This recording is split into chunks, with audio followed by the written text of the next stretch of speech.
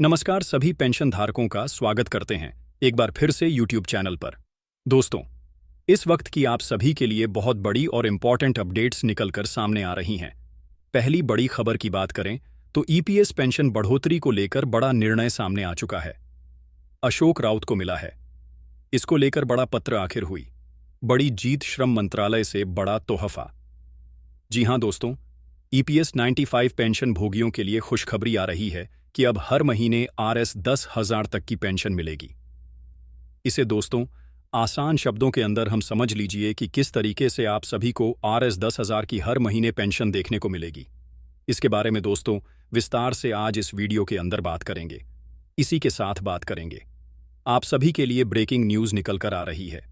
कर्मचारी भविष्य निधि संगठन के पेंशन से संबंधित नियमों को लेकर बड़ा अपडेट निकल कर आ रहा है कि अब पेंशन पाने के लिए भरना होगा। आप सभी को फॉर्म जानिए। नया नियम आखिरकार क्या आ चुका है, तो कौन सा फॉर्म भरना होगा हम सभी की पेंशन पावर के लिए, इसके बारे में भी आज इस वीडियो के अंदर बात करेंगे। इसीलिए आप सभी से निवेदन करते हैं कि दोस्तों, अगर आप केंद्र सरकार के कर्मचारी पेंशन धारक हैं, राज्य के कर्मचारी पेंशन धारक हैं, या फिर ईपीएस 95 के अंतर्गत आने वाले निजी सेक्टर में काम करने वाले ईपीएस 95 के पेंशन धारक हैं, तो दोस्तों आप सभी के लिए आज की प्रमुख बड़ी खबरों को सही, सटीक और तथ्यों पर आधारित विस्तार से आज की इस वीडियो के अंदर जानेंगे। इसीलिए निवेदन रहेगा कि वीडियो आप कंटिन्यूसली लास्ट तक देखिएगा। साथ ही चैनल पर नए हैं तो चैनल को सब्सक्राइब कर दीजिए, वीडियो को लाइक कर दीजिए और साथ ही साथ बेल आइकॉन को ऑन एल पर जरूर सेलेक्ट कर दीजिए, ताकि पेंशन धारकों से जुड़ी हर बड़ी खबर सही, सटीक और तथ्यों पर आधारित सबसे पहले आप सभी को इसी चैनल के माध्यम से देखने को मिल सके। तो चलिए बिना किसी देरी के संपूर्ण खबरों को विस्तार से जानते हैं। हम सबसे पहले बात करेंगे ईपीएस 95 पेंशन भोगियों के लिए बढ़ोतरी को लेकर बड़ा निर्णय है। बड़ी खुशखबरी आ चुकी है। कमांडर अशोक राउत को एक बड़ा पत्र मिला है। आखिरकार जीत बताई जा रही है। श्रम मंत्रालय से बड़ा तोहफा बताया जा रहा है कि अब हर महीने आरएस 10,000 तक की आप सभी को पेंशन किस तरीके से देखने को मिलेगी। चलिए आसान भाषा के अंदर आपको इस पूरे अपडेट को समझाने की कोशिश करते हैं।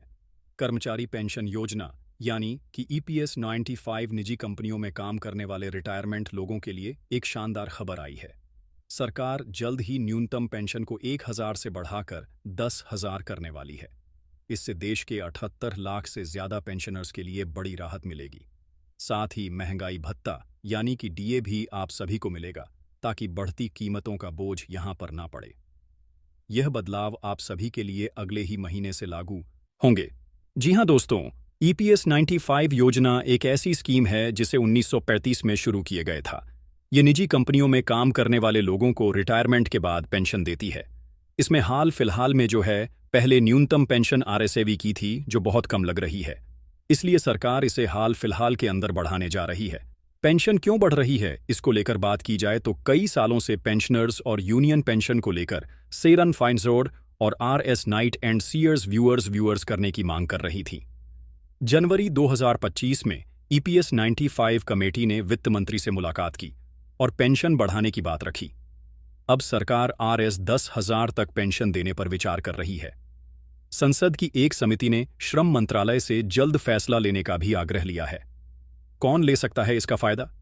इसकी मैं बात करूं तो इस पेंशन का फायदा वही लोग उठा सकते हैं जिन्होंने कम से कम 10 साल तक ईपीएफ में पैसा जमा किया हो, उनकी उम्र 8 साल की हो। पेंशन के साथ महंगाई भत्ता भी मिलेगा, जो हर साल जनवरी और जुलाई में बढ़ती कीमतों के हिसाब से अपडेट होगा। इससे पेंशन की रकम समय के साथ यहां पर बढ़ती रहेगी।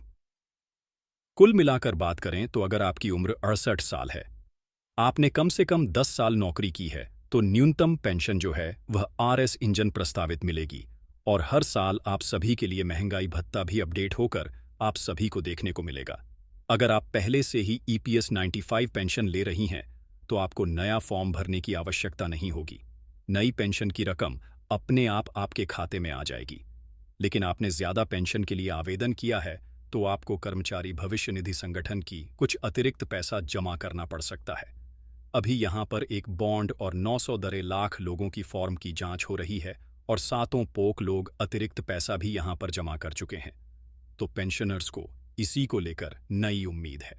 यह बढ़ोतरी 8 लाख पेंशनर्स के लिए बड़ी राहत होगी, खासकर उन लोगों के लिए जो आरएसएससी की पेंशन से मुश्किल से गुजारा कर रही हैं।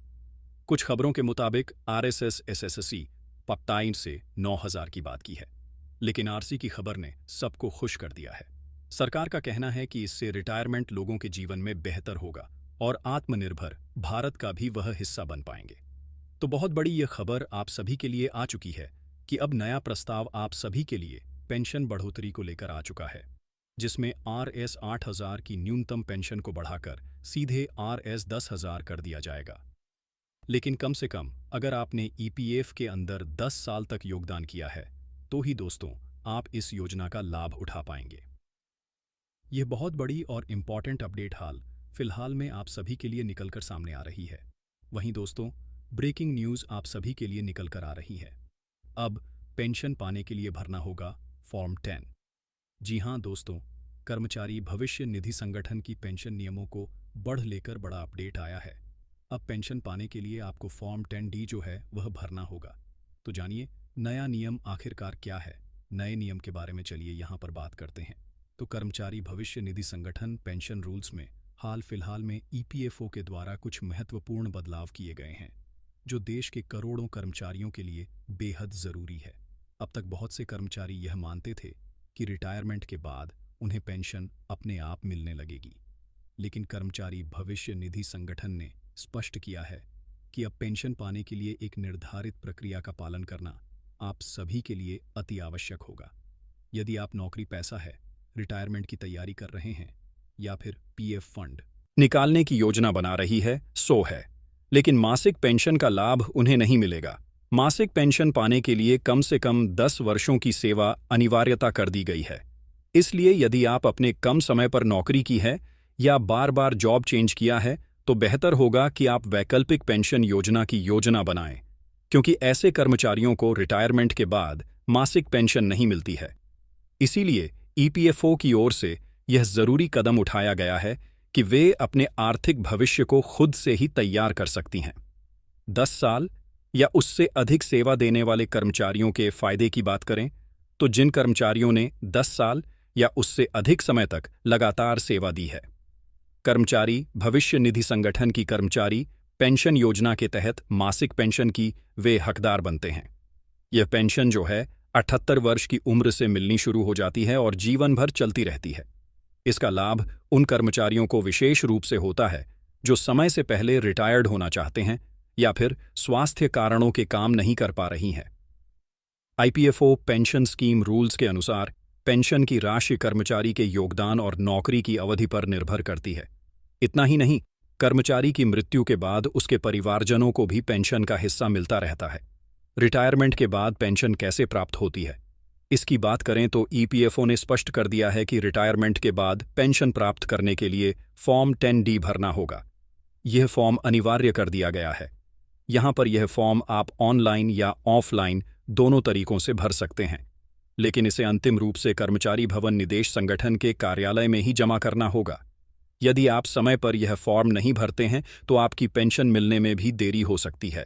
हालांकि इस दौरान आपके पीएफ खाते में ब्याज मिलता रहेगा, इसलिए वित्तीय नुकसान तो नहीं होगा, लेकिन बेहतर यही रहेगा कि रिटायरमेंट के समय ही सारे दस्तावेज पूरे कर लिए जाएं, ताकि भविष्य में किसी भी प्रकार की कोई भी रुकावट ना हो। वहीं दोस्तों, पीएफ खाते में जमा राशि पर ब्याज और टैक्स के लाभ की बात करें तो एक महत्वपूर्ण जानकारी है कि इसके रूल के अनुसार यदि कोई भी कर्मचारी रिटायरमेंट के बाद पीएफ खाते की राशि नहीं निकालता और उसे धनराशि को जमा करता है तो ब्याज उसमें मिलता रहता है। सरकार की ओर से घोषित ब्याज दरें आमतौर पर सीधे बैंक एफडी के अंदर अधिक होती है, इसीलिए ईपीएफ खाते में मिलने वाला ब्याज टैक्स फ्री भी यहां पर आप सभी के लिए होता है। वहीं अगर आपको ईपीएफओ पेंशन रूल्स, पेंशन प्रक्रिया या फिर पीएफ निकासी या किसी भी प्रकार की समस्या आती है तो आप अपने नज़दीकी ईपीएफओ कार्यालय से संपर्क कर सकते हैं। ईपीएफओ के अधिकारी आपकी समस्या का समाधान करने और मार्गदर्शन के लिए हमेशा उपलब्ध रहते हैं। इसके अलावा ईपीएफओ के आधिकारिक वेबसाइट पर हेल्पलाइन नंबर और यहां पर एफक्यूएस सेक्शन मौजूद है, जहां से आप विस्तृत जानकारी प्राप्त कर सकते हैं। ईपीएफओ सभी कर्मचारियों को सलाह देता है कि वे अपने अधिकारों के लाभों को पूरी तरीके से समय रहते लें, सही समय पर आवेदन करें। कुल मिलाकर बात करें तो ईपीएफओ के नए नियम के हुए बदलाव आपको सीधे तौर पर प्रभावित करेंगे। यदि आप 10 साल से कम या अधिक से बच चुके हैं तो आपके यहाँ पर जो है अनुसार पेंशन योजना को समझना होगा, फॉर्मेलिटीज पूरी करनी होगी। सही समय पर लिया गया निर्णय आपके रिटायरमेंट को सुरक्षित और तनाव मुक्त भी बना सकता है। अगर वीडियो अच्छी लगी हो तो चैनल को सब्सक्राइब करें और बेल आइकन को दबाना ना भूलें।